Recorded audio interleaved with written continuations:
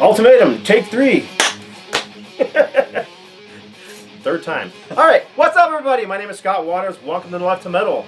And with me I have... Robert Gutierrez. Robert Gutierrez is the Ultimatum guitarist, founder really. It was you and, what, Steve? Pretty much, yeah. Steve Trio. And I joined shortly after. You guys played 2 or 3 shows before I joined. Yes, that's true. And I had to I kept asking you to be my band. You're like, nope. Yep. And finally, I twisted his arm when it was small enough to twist. Yeah. And he actually came in my band. And I went to all those shows. I was there. I wrote these actually. I helped to carry all the equipment in and stuff. That's true. Yeah. I remember that. But now Robert plays in a band called Blue Ivy. Blue Ivy. And soon a band called Rock Stone coming out too. Blue Ivy. And Rock Stone is going to be a cover band? It's going to be cover and originals. Rock and roll. But Blue Ivy is more of a bluesy... Blue Ivy is we call it funk-infused rock. It has a little funk, a little bit of rock, and a little bit of blues. Kind of like Prince meets Lenny Kravitz. To me it was kind of like an indie rock kind of sound to it. It has a little bit of that in there. I can agree with that. Yeah, totally. So in that band, Robert's lead singer in Blue Ivy is... Stacey Carrera. She also is a bassist now, and she plays bass as well, and she's very, very good at that. And she also was the singer in this band from... Hi, Stacey. 1987? Is that what you said it was? 88. 88. Angelic Force. Angelic Force. She was our singer way back then. I mean, it really comes full circle because we're like... We started with Angelic Force, she became our singer, then, we all went our separate ways, and then now we're back together. Kind of weird. Yeah. But yeah, she's totally singing that album. She's really good, and the album is actually very hard to find, by the way. Very hard to find. It needs to come out on CD or vinyl. I wish it Rox. would. Yeah. And I do know Rox is interested in putting this out. I did not know that. Yes, they are. I think, hey, Bill. I know he'd be interested in putting it out on CD, for a fact. It was kind of cool because I remember recording that. It was actually done on reel-to-reel. We went from a 2-inch old tape school to one. Yeah, old school, totally old school. So it was a very fun experience recording that album. And if you own one of these tapes, you own a pretty expensive little tape. I've seen one of these sell on eBay for like $75. That's a lot of money. That's ridiculous for a cassette. I would pay that for a tape. Maybe I should sell mine. No. You should. Your one copy you have? I have one copy, so. Who has the original tapes? Do you have them? Yes, I do. There you go. That's right. There you go, Rox. What are they on? Do you know? ADAT, that, reel-to-reel? You said the original. The tapes? Yeah. Oh, that's another story. Oh. Yeah. Okay. Anyhow, Angelic Force was kind of the beginnings of Ultimatum because this band also had, although not on this record, Steve Trujillo on guitar, and Steve and Robert basically formed Ultimatum in '82 and '82. I keep saying that. In 1992. 1992. And I joined in... 93? No, I think it was December of '92. Was it? Because we did our first show in May of '93. Yeah, I had to twist around to get in the band. I think the first show I did with you was Sunshine Festival '93. That's right. With God Fear or Transcendence, whatever they were calling themselves, Conviction. Remember we did that interview too? Mm-hmm. Oh yeah. Mm-hmm. That interview, by the way, is on our DVD and our box set too. Yeah, it is. I should have grabbed that to show. Anyhow, the first thing we recorded was, I think, 1993. The Fatal Delay demo. We hated this. Fatal Delay, Don't Paint the Wall. We hated this.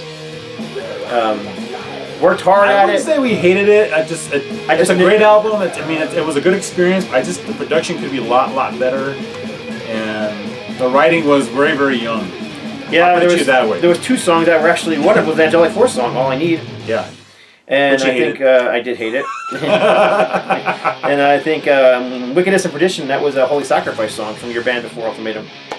Right? Yes, that's true. That song was written with Greg Dingus. And Greg Dingus was playing bass in that song, yes. And the then, whole album. And then Plea for Holiness was the first song I had ever written, ever. The lyrics are very good, I like that song. And then Fatal Delay was the second song I ever wrote. Fatal Delay. And Plea for Holiness was basically the first song you and I wrote together. And then every song after that was written by basically by you and myself and whoever else was in the band. Rob did a lot of help in writing too when he joined in 2002. Everybody had their contributed to a lot of the Everybody songs. did. Every song. We recorded songs we wrote songs as a band at practices. Yeah. Nobody ever came in with hey, I got this whole song written, here it is. No, I mean I came up with ideas and riffs and stuff like that. And we kind of was collaborating. Yeah, and then I came in with a big pile of lyrics and we just put them all together and we just hashed it out. So that's how it always came about. Anyhow, the Failed Late Tape, this is another rarity. We printed like 500 of these suckers, sent them out to record companies. And if you really want one, I mean, if you really want one, they're still available. Only if you really want it. Because we like I said, we didn't like it, so we stopped selling them. So we had 500 of them. We probably sold maybe half of that, and we sold 5. Yeah. And we put those things away. We were like, yeah, the production's just not very good. It's demo quality. We were green in the studio. We had never recorded before as a band. We probably should have waited. But we were determined after some we had some good reviews in magazines, some bad reviews, and we were determined to do something better, so we recorded Symphonic Extremities. The demo. Yeah. The demo, which later on became an album. Yep, sure did. And there was 2 basses on this album, remember that? Correct. We did one 5-song or 6-song demo called Symphonic Extremities by Ultimatum. It had 6 songs on it, and that was with Joey Anaya. And then he was a pain in the butt. I'm sorry. Sorry, Joey. Sorry, Joey. We love you. We didn't know where you're at, but we love you. I think he's in Phoenix, last I heard. But I heard that like 10 years ago. Yeah, I think he's still there because Trog's run into him a few times. Great bass player. But a pain in the ass. Yeah, pain in the ass. Yeah. Yeah. You know, I mean, we were, I think, all pretty much pain in the asses, weren't we? To a degree. Yeah, but none of us put basis for hire on our rig. Oh, yeah, no. That's kind of insulting. Yeah, it was. yeah, none of us. He had a sticker, basis for hire, on his bass rig, so when we play live, you can see it. He just wasn't in our style of music. He wanted to play prog and prog rock. Prog rock? No, he wanted to play prog rock. Yeah. Progressive metal, prog rock, whatever. He just wasn't into the straightforward heavy metal we wanted to play. That's alright. He wanted to be constantly, and we were like, just choke the E chord, dude. That's right. Well. I mean, he did a good job though. And then we recorded another 5 songs and we didn't have a bass player. We were like, dude, we need a bass player, and we were at Rock Studios. We were at Rock Studios, up in East Mountains. East Mountains, yeah. And Rock Studios suggested Tom Michaels, and he was recording there or practicing there with another band at the time. He was practicing with a band called Trevor and Thane. I think he was. Back then, really? I think it was. I don't know. He was with some band back then. They were doing a lot of covers because I remember them. They did a cover of Pantera that they recorded and played for us while we were recording this. Right. Anyhow, so he came in and recorded this, and Tom was awesome. Yeah. He was a great bass player. He was a pain in the ass too. What is it with you bass players? I love you, Tom. I love you, Tom. But man, there was so many shows. We played at several shows where we didn't have a bass player. Like, where's Tom? One time wasn't totally his fault. We played a show in Texas Rock Fest. Right as we're about to leave, he pulls up, dude, I can't go. Something going on with my wife. I can't remember what it was, but anyhow, we ended up having to travel out to this horrible show for 16 hours in this hot, sweaty, disgusting van. That was I think Alex Hamill played at the on that show. Yeah, maybe that show. So it was the year before that he didn't make it. I don't know. One year we played without a bass player at all. Yeah, don't ever play Marbles Falls, Texas ever again. And we played a show. It was just hot. Yeah. I remember the year we played and sweaty. I went to go step on that effects pedal for the crosshope, and I just buckled, went down to the ground, came back up again.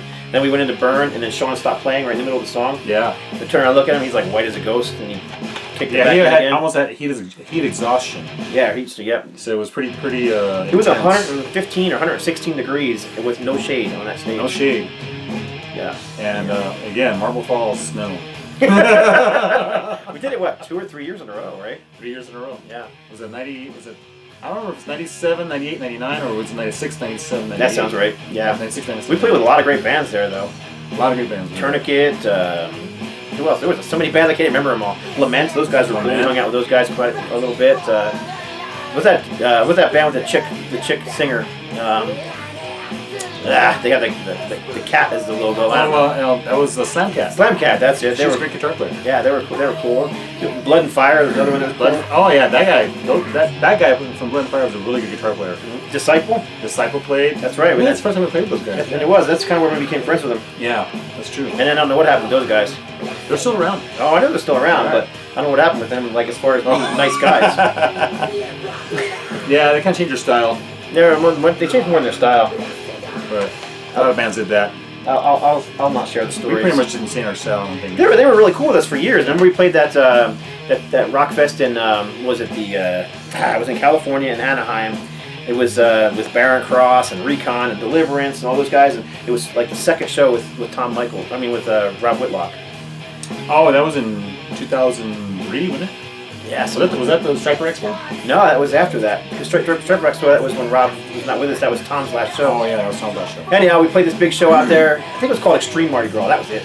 Extreme Mardi Gras, yes. And those guys from Disciple were there. We were out in the parking lot unpacking our gear, and those couple of guys that just came up and tackled us in the parking lot. Do you remember that? I do remember that. Yep, they were really cool. They were really good friends with us for a while. And we're like, who are these guys? And then all of a sudden they got big and popular, and yeah, we helped them get do a record signing at your store one time.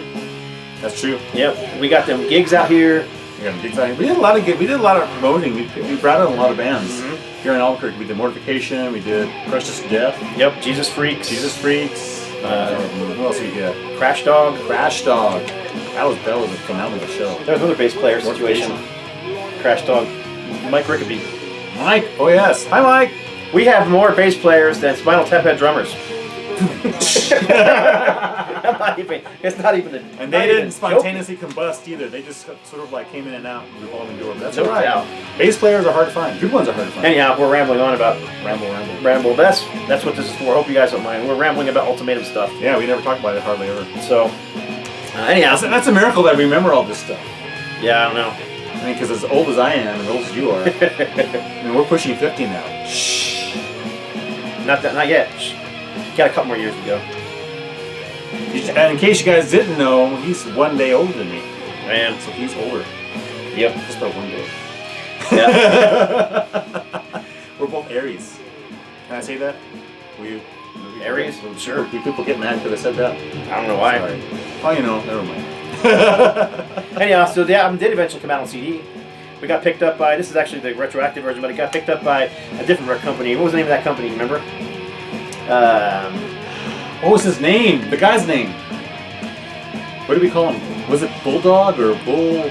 I don't know. I want to say something like that. He had this kind of strange name. All I know is we took this demo tape and we sent it out to all these different record companies. We did get one bite from one record company that when Mike Lynch was still in the band. And remember that we took the contract to his lawyer, and his lawyer was like, "If you guys sign this, you're nuts." I don't remember the name of the record contract now. I still have it though somewhere. Was it AMAC Distribution? No, it was some bigger company though. But basically, what the contract came down to was they were going to. Diamante? No, it was not. It was not a Christian company. It was. It was just some dude. It was a secular company. It was a bigger record company. They sent us a contract, and basically they were going to front us this much money to record these songs over again. And if they liked it, they could put it out. But either way, they could shelf the record if they wanted to, but we were still responsible for any money back. I remember that, yeah. So our lawyer basically told us, if you sign it, you're nuts. I don't know. Did we make a mistake? I don't know. Did we sign it? No, we didn't sign it. That's right. We signed a lot of things back in our days. So no, we did not sign that one. So we went with a smaller independent company, which was whatever company put this out first. And yeah, they did the best they could. I mean, it was a very small company. They couldn't afford to have us re-recorded songs, so basically what they did was they remastered the demos. Yeah, they do. And then they had us re-record that World of Sin, and then had Rex Carroll mix it, and they put Rex Carroll's name across the front of it. And actually, there's two versions of that. I mean, of Symphonic Extremities. So you could find the one that has the original didn't have Rex Carroll on there. Right, it didn't even have World of Sin on there. No, we recorded World of Sin for that compilation for Steve Rowe for Hard and Heavy, US Hard and Heavy or something like that. Yeah. So every time, if you order something or if you find it, and you make sure if you want to get that one with Rex Carroll did, make sure you look for that little. Yeah, this little label on the side of it right here. Yeah, it's like printed or remixed by Rex Carroll or something like that. And I hated that. I was so mad because I created this design. This is actually an actual an actual explosion that had this face almost in it. I think I added one eye to it, so it's pretty much this. But on White Sands, where was that? It was a nuclear. Nagasaki. Yeah, it was basically a test. No, that wasn't Nagasaki. No, that was a test explosion over here in White Sands. In New Mexico, yeah. In New Mexico, yes. And then I added the extra eye to it, but all the other stuff was already there, so it kind of looked like a skull already. And that's where and this is early Photoshop, man. This is what 1990. One of my favorite cover arts for us, and that was our first album too. So. Yeah. And then it was picked up years again later. It was re-released again on Retroactive with more bonus tracks.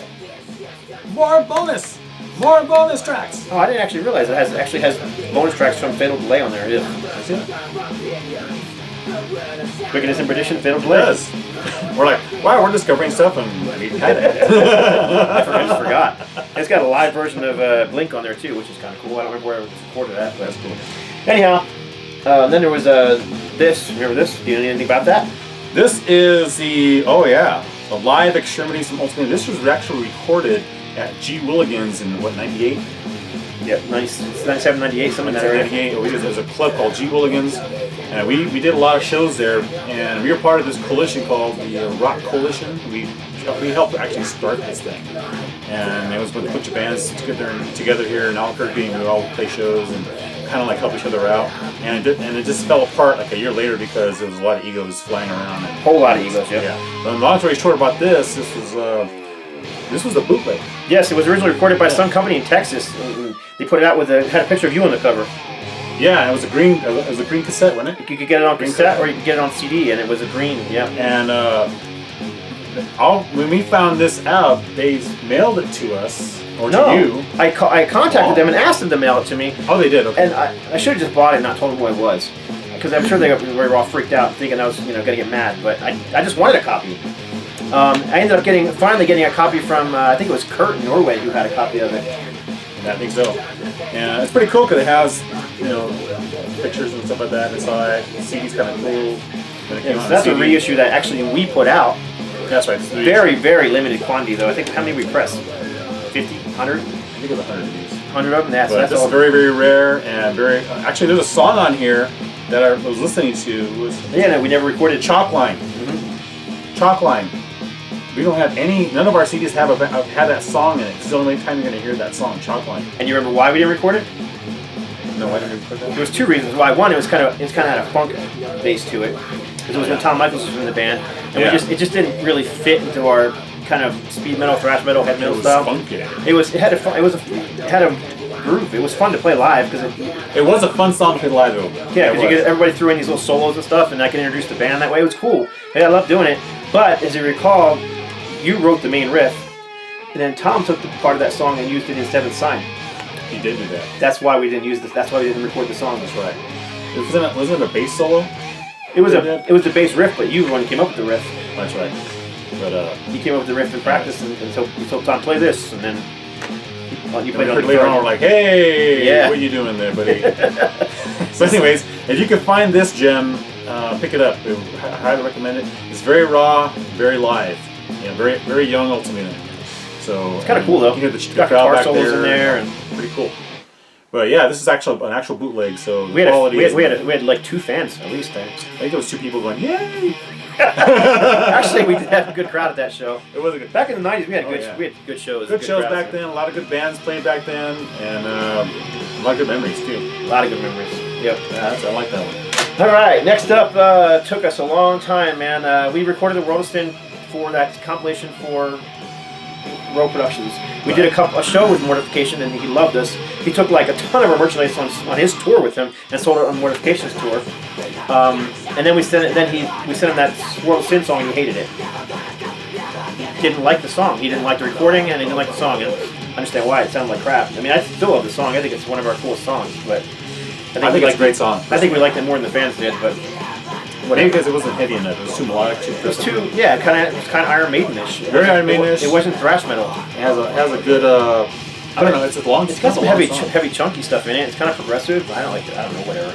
Anyhow, so we ended up going in the studio with Don Halliburton and recorded a 1-song demo just as a way to prove to us that he could record it and make us not sound like crap. We were tired of sounding like crap. Yeah. So we recorded a song called Never. I like that song. One of my favorites. And I took demo tape. I sent it to anybody else. I sent it to Steve Rowe, and that was it. Got a call from him all the way from Australia, and he's like, I don't know, I can't do his accent, but he's like, love this song. You want to sign a contract? And we're like, yeah. Yes. Because at the time, Rowe Productions had Diamante back in them. They did. So we recorded Puppet of Destruction. Now, we were originally signed to a different company for this. Remember, we were signed to Morphine Records. That was it, Morphine Records, yes. They gave us, we were in the studio with our own money. I was selling my own collection of stuff. We were all selling stuff, but I sold a bunch of my own tapes to raise money to record this album. And we started recording it without Morphine, and because they kept giving us excuses. We ended up recording the whole album by ourselves with our own money. And then we did a lot of that with our own money. Then we got out of the contract with Morphine, and that's when we signed with Rowe Productions, and then it was distributed by Diamante. Yep. So it became one of our best-selling albums because it was in a lot of stores. What year did that come out? This is 1998. I think we recorded it in 96, 97. Finally came out in 1998. And then, of course, it came out. We were super excited about it. We finally had a product we liked. Sent it off to Australia, and where it was mastered horribly.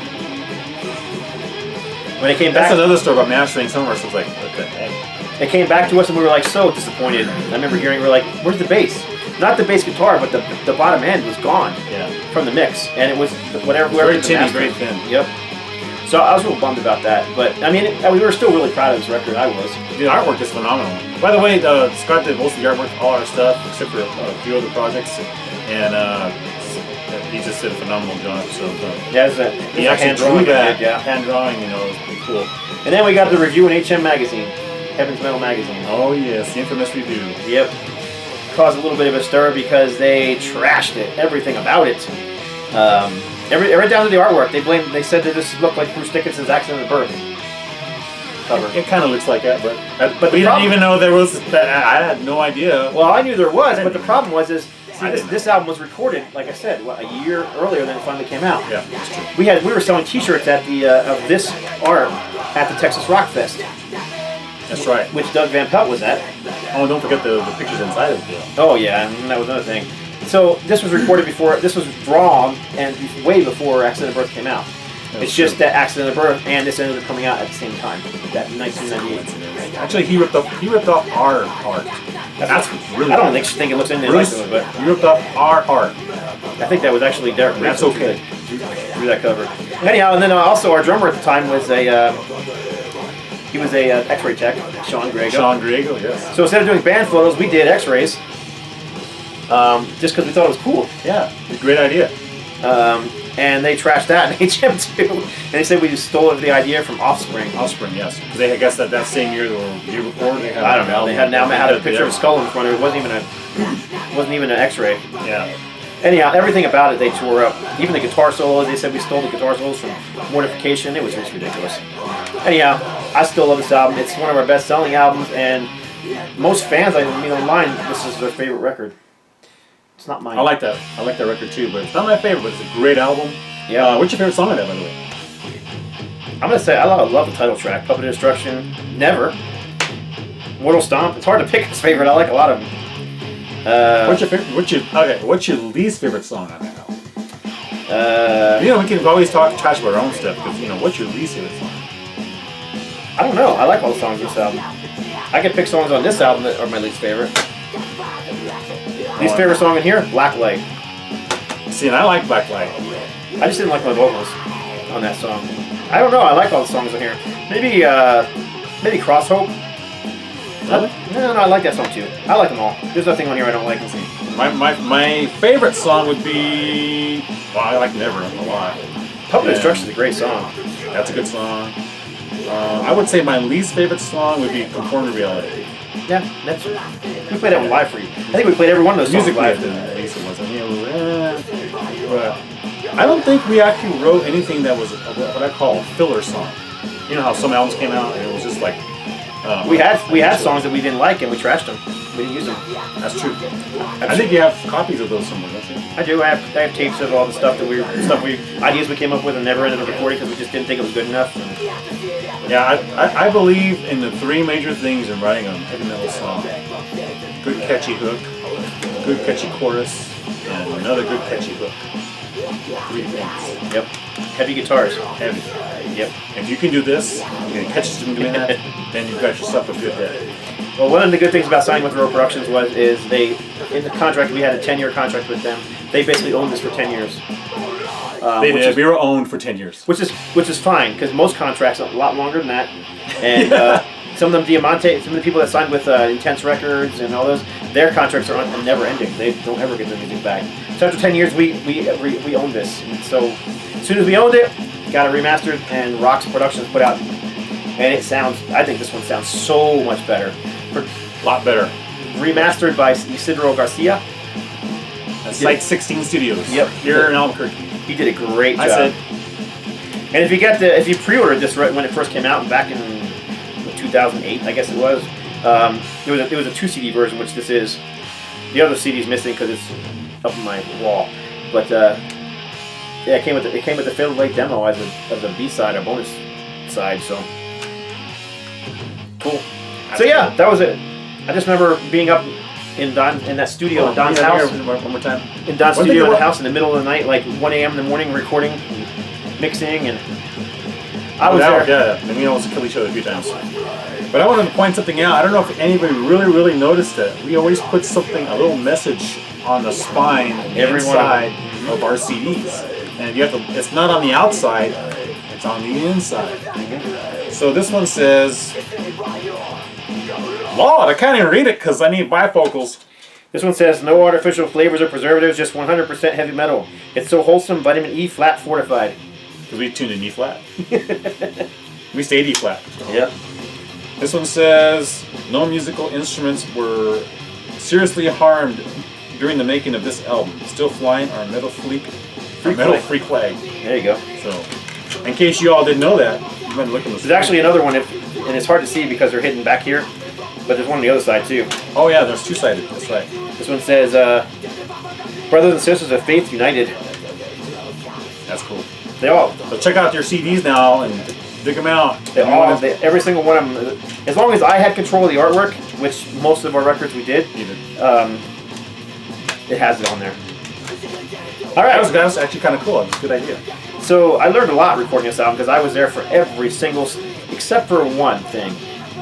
We recorded Never at the studio. We re-recorded Never, and Tom Michaels and Don Halbert were not getting along at all. They weren't. No. And so I was there for all the mixes. I wasn't there when Tom recorded his bass parts. So when we mixed the album and it came out, and Tom heard it for the first time, he blew his. Had a conniption. Because his bass lines were completely missing from Never. Don had gone in and replaced his bass line with a MIDI keyboard bass. He did. And didn't tell anybody. And I didn't know. I didn't know what he had recorded. And so so Tom was pissed. He was pissed. And Dimitri actually gave Don a call, I think, on that. Yeah, we did call. And Don, he admitted to it and apologized. And he gave us another mix of the song, which we didn't really use for anything. However, another little tidbit information about the remix here. This section, the remaster, this is actually a different version of Never than on the original version. This is the version with Tom's bass on it, and it's completely remixed. The bass was actually put back in there, like it was supposed to be. Yep. So this remix version of Public Instruction has the original bass line for that song. And this also has a bonus track, which is the demo version of Never that we sent to Steve Rill and got our contract with. So there you go. More stuff. So then it took us forever to record the next album. Oh Lord! So we recorded the drums digitally at the Don Studio, and we weren't real happy with the kind of clicky 90s sound we were getting. So we're like, next album, natural drums. We're doing natural drums, damn it. Yeah, because everything else was triggered and some kind of stuff like that. It was all triggered, or for puppets. So we're doing natural drums. Oh my gosh, that was a nightmare. We spent. Never mind. Next album we put out finally came out in the year. Let's see, we put this out in 2000. We got picked up by Massacre Records in Germany, so it came out in Europe in 2001. But we had put out like 1,000 copies on our own in 2000, and then we sold out of those and got more from Nightmare Records and put out another 1,000. So we sold about 2,000 copies of our own independent version, and then they pressed a ton in Germany. This might actually be one of those. Yeah, Gutter Records. And Gutter was like a side label of Massacre, their thrash metal. I thought it was a side label of Nuclear Blast. Nope, Massacre Records. Massacre Records. Yep, Massacre. All right. Anyhow, so that was Mechanics of Perilous Times. I did the artwork on this one as well. That came out in 2000, by the way. Yep. Right. Yep. 2000, then 2001 in Europe. Just depends on which one you know. The cover art on this is really, really cool because it has all these cool clippings and stuff inside too. Like. And these are all the little clippings inside here. Yeah. Those are all actual clippings taken out of the Albuquerque Journal. So it's all bad news. It's all bad news. It's funny because some of it's still the same. You got Israel on here, and yep. Marijuana issues, earthquakes, cancer. Sounds like now. Yeah, doesn't sound much different, does it? The only thing it doesn't have is ISIS in it. What's this one say on the spine? Unrestrained, fist clenching, neck snapping, head banging, heavy metal. Hey! Where does that sound? That sounds familiar. That sounds familiar. Yeah. I forgot about that. What's this one? I can't remember where this one says. Anyhow, this album was, the music on this disc is not recommended for those who rely on trends to tell them what to listen to. There you go. You know. Secret message. Yeah, this thing took us forever to record. It was a long The process. drums were a flipping nightmare. It was like. Yeah, it was bad. And it was just because it was new for us. And it was Sean's first time recording with a click track with natural drums. And it just took some time. And that's all. It took some time. And we spent a lot of money. A lot of money. But anyways, you know what? Overall, I think it's a great album. It came out good. But I hate the snare sound. I hate the snare. I got used to it. Oh man, I was in the studio constantly. I never missed the studio. I was running 104 fever one time in the dang studio for the mixing, and he's got that snare. Donk, donk, donk. I'm like, he bought this brand new snare. It wasn't a piccolo snare, but it was very thin. You know, and it had this very poppy sound. And I thought it sounded good. You know, we were playing live and stuff because it had a real good. Right, because it cut through. It cut, but in the studio, it was just kind of harsh into the ears. So they had to do a lot of. So was that guy's name Eric? Was Eric the guy who was recording? Eric, yeah. Yeah, and God bless him. His claim to fame was that he had worked with was that band out of Arizona, some metal band we knew out of Arizona. I can't remember who it was now. But he claimed he knew how to mix metal, so we were like right on, and he could do natural drums and. Very, very nice guy. I think we made him lose his mind pretty much after. We did. Plus his wife was a nutcase. Oh my God. She would come in there yelling at everybody, and I think they were having problems. So a little bit, yeah. She was a little banging on the door. That's crazy. But we got it done. It took a long time. And that's also what was recorded way in the mountains too, by the way. Now this album we were still signed with Row Productions. Excuse me. Yeah, but we recorded in the mountains. Yes, we did. It was a long drive. And Row, I think, helped pay for this album. But then we got the offer for Massacre, and Row let us go so that we could be on Massacre. Because Steve, being the guy he is, he wanted to he said, I want you guys to go on the bigger label with more exposure. So he was like, so I'm going to let you out of your contract. Which most people would never do that kind of stuff. But Steve was a fan. And a friend. You know what I mean? He wasn't in it for the money. No, definitely not. No. So yeah, we we were making any money. We had a 3-hour contract. I mean, sure, he was making some money from our records. He had to be, because I mean, we received one royalty check. Money? One royalty check from Puppet Destruction. You got money? Yep, one royalty check, $500. It was our first royalty check. It came out of 6 months. They said at that point we had sold like, I can't remember, so many thousands of copies, minus all this different stuff that there wasn't a whole lot of minuses because we paid for the studio. It was all advertising costs. So we got $500. And then another 6 months went by and we're like, how did you sell? Nothing. We didn't get a response. Well, or a lot of it went to their expenses. They had to cover their expenses. So and then another 6 months by, we were like, how many copies did we sell? Now we're dealing with a lady in the United States who had taken over the United States version of Row Productions. Oh yeah, I remember that. Yeah. I can't remember her name. Probably a good thing that I don't remember her name. I would say it.